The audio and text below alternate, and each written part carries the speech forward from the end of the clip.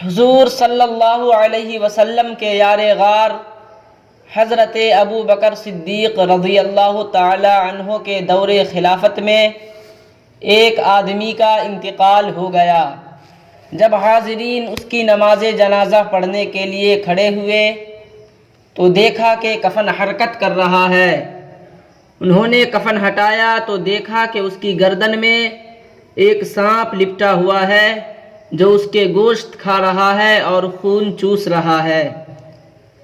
انہوں نے اسے مارنا چاہا تو سانپ نے کہا، لا الہ الا اللہ محمد الرسول اللہ، کوئی معبود نہیں سوا اللہ کے، محمد صلی اللہ علیہ وسلم اللہ کے رسول ہیں۔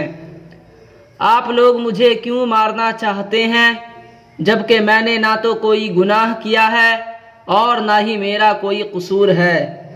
سنو، اللہ تعالی نے مجھے حکم دیا ہے کہ میں اسے قیامت تک عذاب دوں۔ انہوں نے سانپ سے پوچھا، اس کی غلطی کیا ہے کہ تمہیں اس کو عذاب دینے پر مقرر کیا گیا ہے؟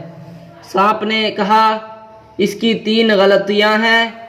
پہلی غلطی تو یہ کہ یہ شخص اذان سن کر جماعت میں حاضر نہیں ہوتا تھا۔ دوسری غلطی یہ ہے کہ اپنے مال کی زکوٰۃ نہیں نکالتا تھا۔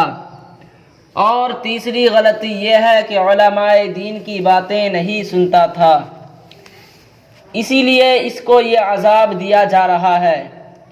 اس واقعہ سے ہمیں عبرت حاصل کرنی چاہیے اور صوم و صلاۃ کی پابندی کے ساتھ ساتھ علماء کرام کی باتیں بھی سننی چاہیے۔ اللہ تعالی ہم سب کو احکام اسلام پر عمل کرنے کی توفیق عطا فرمائے۔